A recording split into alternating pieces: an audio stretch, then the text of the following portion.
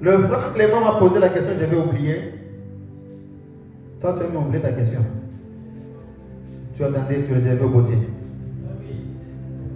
Le frère Clément m'a posé la question que si le ténèbre, c'est le mal, si on va retourner à notre topic, n'est-ce pas? On veut trouver le vin qu'on va consommer avec quoi? Le pain. C'est ce qui fait que le ténèbre passe quoi? Disparaisse. Amen. Maintenant, la préoccupation de frère Clément, qui est encore très importante, qui va aussi nous aider, c'est que le frère Clément a posé la question de savoir si le ténèbre, c'est le péché.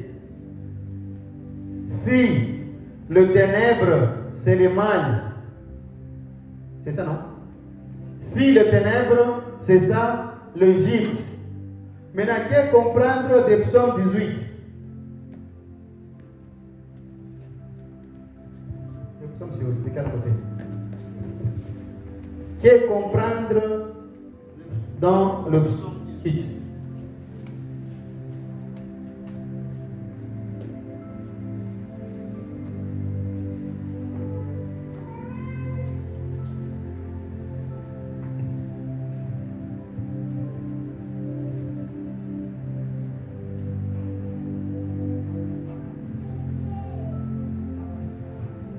C'était au 118 combien?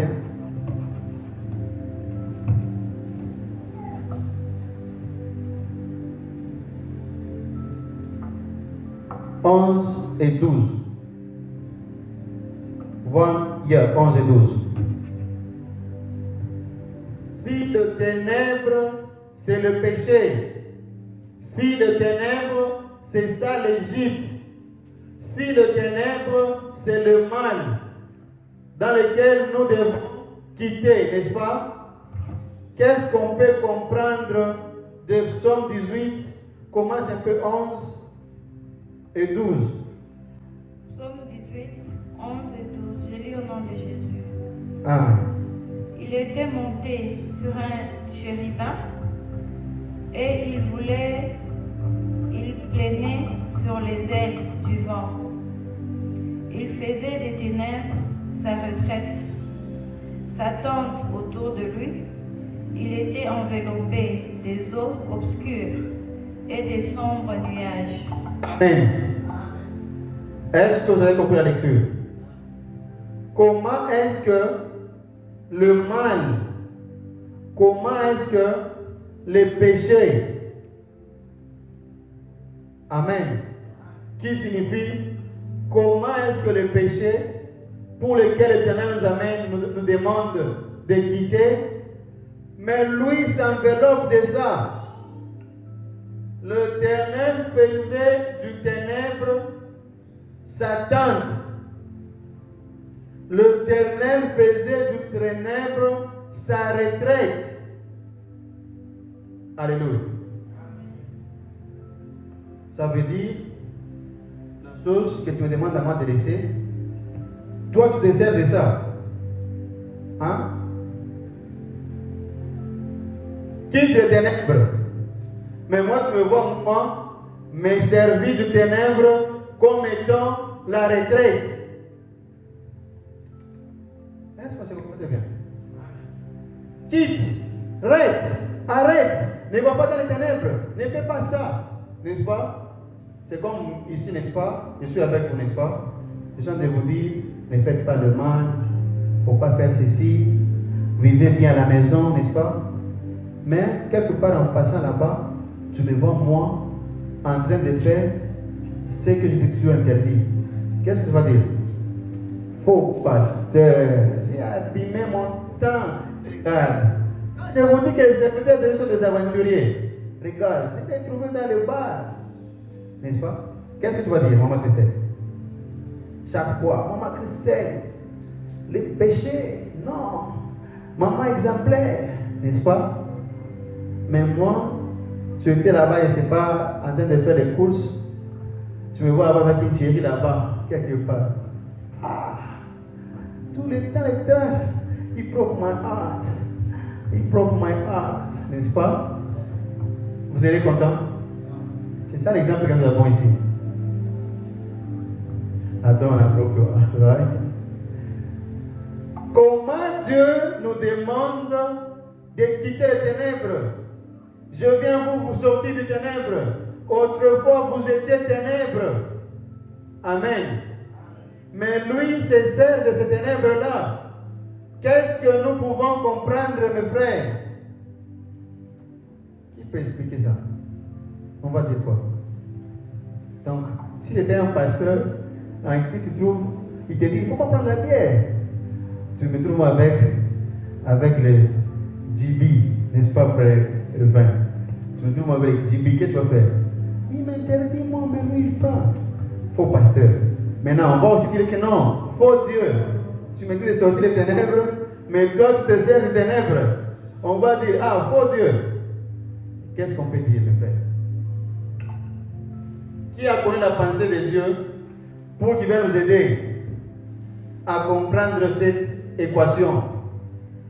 Tu ne veux pas qu'on puisse rester dans le ténèbre. Tu ne veux pas qu'on puisse être nous-mêmes ténèbres. Car tu dis toi-même, le ténèbre fait de vous des esclaves. Toi, tu te sers de ces ténèbres comme la retraite. Quand quelqu'un arrête, ça veut dire quoi? C'est là où il prend sa pension. Donc, il part dans la récollection là-bas, dans les ténèbres, il prend son petit verre, il se réjouit. On s'imagine d'abord, qu'est-ce qu'il fait là-bas dans sa retraite, là-bas dans les ténèbres? Est-ce que c'est compréhensible, mes frères? Alors, puisque nous avons dit que nous sommes à la source de la révélation. Amen. Puisque nous avons dit que l'Éternel nous a fait grâce, nous allons retourner dans la grâce de Dieu. Qu'est-ce que tu dis à propos de la question très très dangereuse de mon frère Clément? Toi seulement tu as décidé aujourd'hui de tuer le frère noble. Chaque fois il répond à ces questions. Maintenant là, Mathieu, moi, il faudrait inviter quelqu'un. On ne veut pas inviter quelqu'un, frère. Ça ne tient pas. Soyons patients, mes frères. Amen. Ne vous en faites pas pour ça. Soyons patients. Vous portez vos souliers. Amen. Toi, porte tes souliers. Le frère Rufin, porte tes souliers. Porte tes souliers. Toi aussi, maman aimée, porte tes souliers. Ma Christelle, ferme encore les racines très fort. C'est vos souliers qui va faire à ce que les autres viennent ici. Quand je dis ça, je crois que vous me comprenez. Les souliers, c'est le zèle. Amen. Soyons zélés pour l'œuvre. Ils vont dire qu'ils sont seulement à deux. Mais quand on entend là, on a peur comme si c'était même 10 000 personnes. Amen. Ceci, on va étudier ça dans les mystères des 10 lépreux. Amen. En Israël, il y avait une loi pour laquelle ceux qui sont impurs ne peuvent pas entrer dans la cité sainte. Et il y avait ceux qui étaient lépreux, on les avait renvoyés loin de la ville. Maintenant, ceux qui étaient considérés étant saints avaient péché. Et il y avait guerre en Israël. Et ils étaient frappés par les Philistins. Et il n'y avait pas où fuir. Mais ce sont les lépreux qu'on avait considérés lépreux là-bas à l'extérieur qui ont sauvé Israël. Vous avez déjà lu ça, ce passage? Un jour, on va les revenir en profondeur. Amen. Si vous avez invité quelqu'un, jusqu'ici ne vient pas, ne vous en faites pas. Ça ne veut pas dire laisser. Vous continuez à inviter.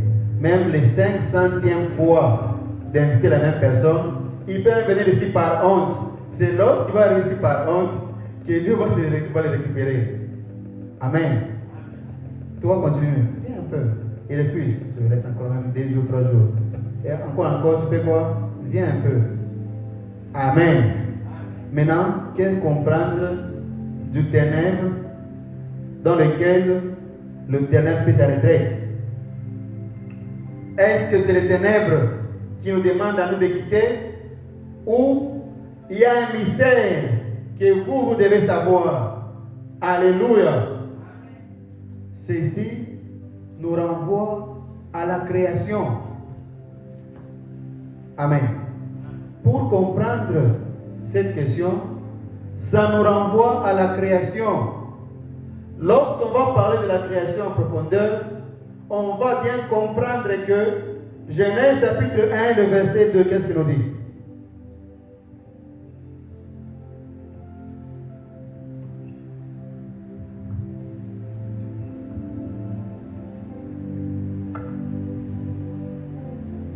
Genèse chapitre 1, verset 2.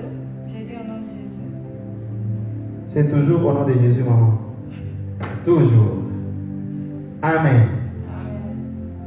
Ah, on dit au nom de Jésus, mais vous êtes calme, donc vous refusez son Jésus, mais c'est quoi? Mais dites, mes frères, il faut dire Amen. Il faut dire Amen très fort. Vous encouragez aussi de se tenir devant vous en train de lire. Si vous êtes calme, il y aura honte, n'est-ce pas? Alors on commence encore, ils disent Amen. Genèse chapitre 1, verset 2. J'ai lu au nom de Jésus. Amen. Amen. Vous avez des voix, non? Amen. Amen. La terre était informe et vide. Il y avait des ténèbres à la surface de l'abîme. Amen. Au commencement, la terre était informe et vide. Il y avait des ténèbres à la surface de l'abîme. Donc, revenez ici. Maintenant, regardez-moi. Ça signifie, au commencement de la création, la terre était informe et vide et il y avait les péchés à la surface de la terre. C'est ça? Non. Est-ce qu'on peut réfléchir? Au commencement, la terre était informe et vide. Et il y avait des ténèbres à la surface de la terre ou de l'abîme.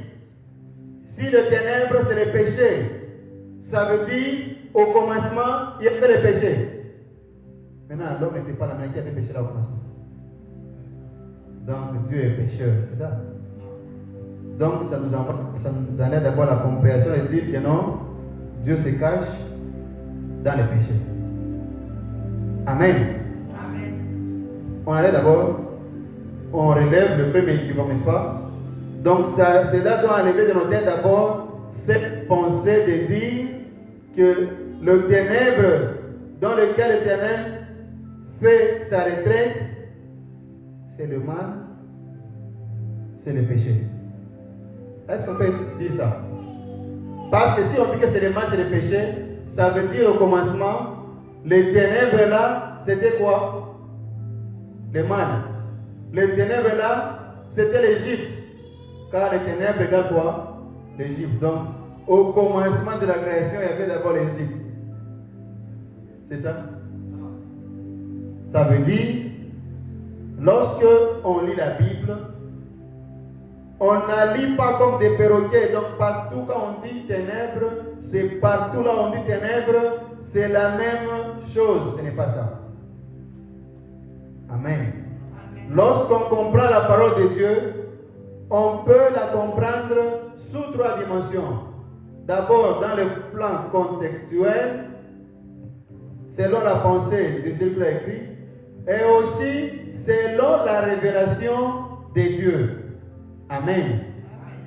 Donc, les ténèbres là du commencement, on les met à côté. Nous allons parler de ces ténèbres lorsqu'on va parler de la création en profondeur. On va comprendre que la terre là, c'est laquelle? C'est celle-ci. Le ténèbre, c'est lequel? Parce que quand il va commencer à créer, il va séparer deux choses. La première va l'appeler jour et le ténèbre là va l'appeler nuit. Amen. Amen. On va y revenir. Je sais que vous êtes patient, n'est-ce pas? Amen. Déjà, ça montre qu'on a beaucoup de choses à apprendre ici. Même si vous partez, la Jaco. Amen. Amen.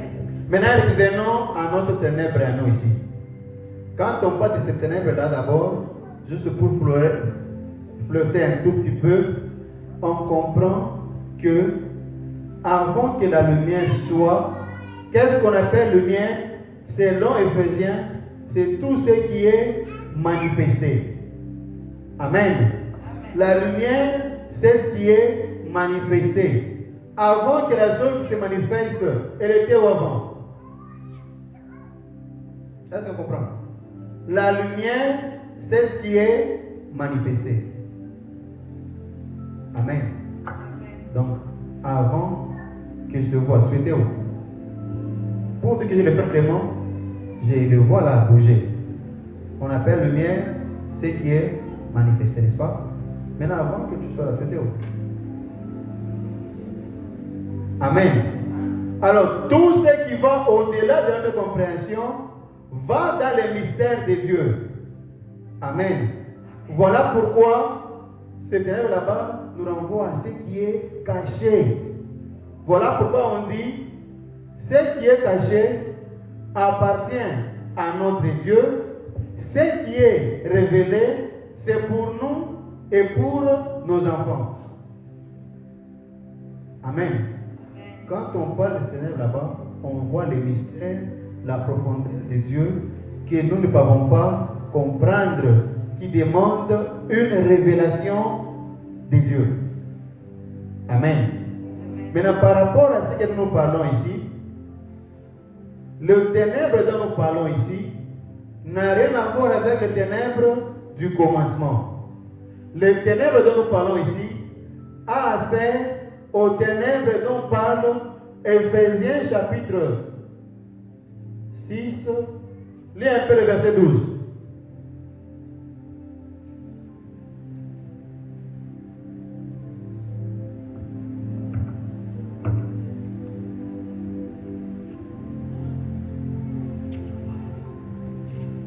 Le verset 12. Éphésiens. Non, Éphésiens 5, 12. S'il vous plaît. Éphésiens 5. J'ai lu au nom de Jésus.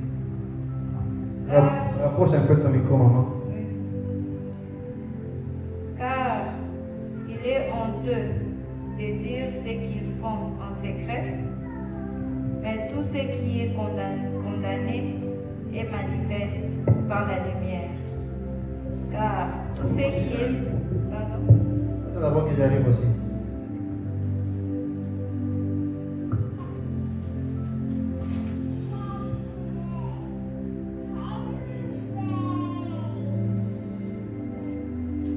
Alors j'avais raison. C'est Colossiens 6, 12.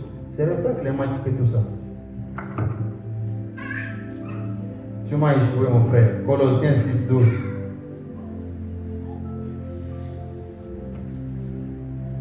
Éphésiens 6, 12. C'est quoi votre problème? Éphésiens 6, 12.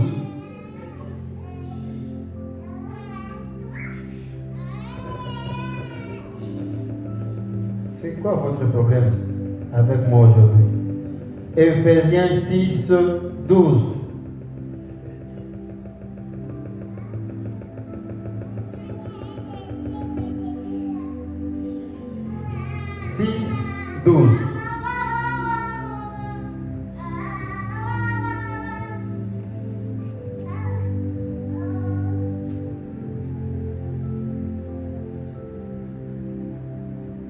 Vous arrivez?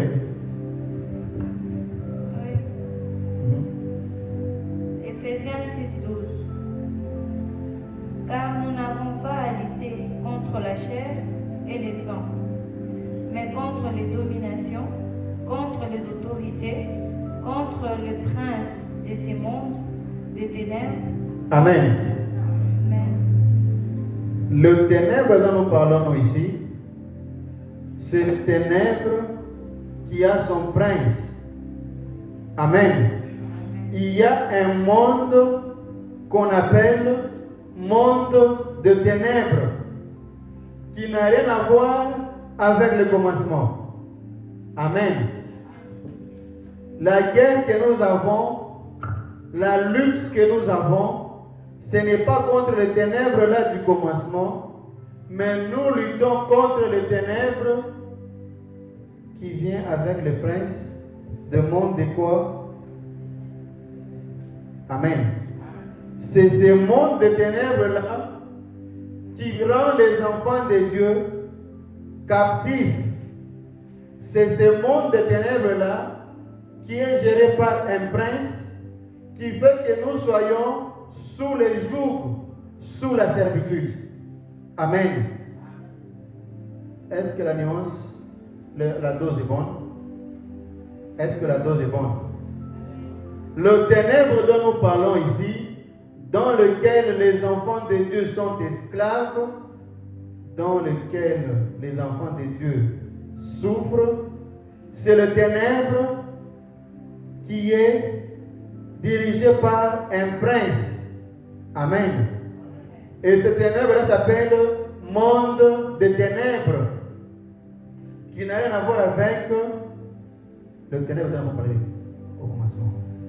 Amen. Maintenant, quand est-ce que Dieu intervient dans tout ça? Quand est-ce que Dieu intervient dans tout ça? La parole de Dieu nous dit ceci, que l'Éternel que nous vous prêchons en ces lieux, c'est lui le Sauveur. Le Sauveur dont je vous annonce ici, il est un Dieu qui se cache. Il se cache pourquoi? Il se cache où? Amen. Tu te rappelles de cet enseignement? C'est lui qui vient te sauver.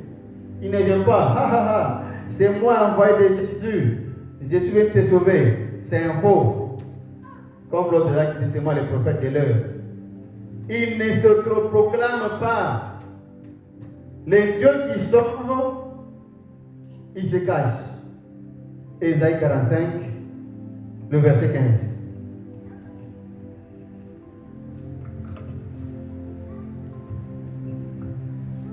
Comment est-ce que les enfants de Dieu se retrouvent dans le monde des ténèbres? Amen.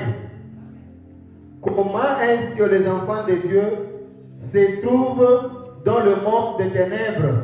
Ce monde-là de ténèbres n'est pas ténèbres pour Dieu, c'est ténèbres pour toi. Amen. Quand on dit prince de ténèbres, qui est-ce qu'on appelle prince? Qui est-ce qu'on appelle prince? Le fils du roi. Alors, si le prince là du monde de ténèbres, il est prince, qui est le roi? Satan. C'est Satan qui est le prince du monde des ténèbres, n'est-ce pas? Amen. Son père là qui est le roi, c'est qui? C'est Dieu. Tu me dis, vous voulez dire, alors ça vient de ta bouche. Si Satan, c'est lui le prince du monde de ténèbres, s'il est prince, ça veut dire le fils du roi. Qui est le roi? Dieu. Vous connaissez combien de rois? Un seul. Si pour la seule épouse de roi, pour moi, il n'en existe qu'un seul. Oui. Le roi des rois, n'est-ce pas? Amen. Donc, ces ténèbres-là ne l'intéressent pas, lui, le roi des rois. Amen. Ça n'impressionne pas. Amen. Maintenant, on comprend le roi quand lui, il veut sauver son peuple. Qu'est-ce qu'il fait? Ésaïe 45, le verset 15. Ésaïe 45, verset 15. Je dis au nom de Jésus. Mais tu es un Dieu qui te cache. Tu t'es d'Israël, sauveur. Ils sont tous honteux et confus. Amen. Le Dieu qui sauve, il fait quoi? Il se réveille. Ils se cachent. Non, c'est moi le temps de la fin. Si tu ne viens pas chez moi, je ne vais pas te sauver. C'est ça. Le Dieu qui sauve, c'est un Dieu qui se cache. Il se cache où? La terre est dans sa main. Oui ou non? La terre entière est dans sa main. Le psaume dit, les cieux des cieux ne peuvent pas te contenir. Tu y es infiniment grand. Il se cache où? Amen. Amen. On exagère, mais c'est ça la parole de Dieu. C'est ça la parole de Dieu. Les cieux des cieux ne peuvent te contenir. Mon Dieu, tu es infiniment grand. Mais le Dieu infiniment grand qui sauve le peuple, il est un Dieu qui se cache. Il se cache où et comment? Il se cache devant qui? Quand on parle de cacher, on voit dans le sens, qu'est-ce que tu peux faire que tu te caches? Qu'est-ce que tu peux faire si tu te caches, maman? Qu'est-ce que tu peux faire si tu te caches? Pas d'abord le mal. Quoi encore? La peur. Qu'est-ce que tu peux faire lorsqu'on se cache? Je n'ai pas encore de documents. Tant possible exagère. Qu'est-ce qu'on fait? On va se cacher, n'est-ce pas? Parce qu'on va retourner chez nous, n'est-ce pas? Maintenant, Dieu se cache aussi. Il a peur de qui?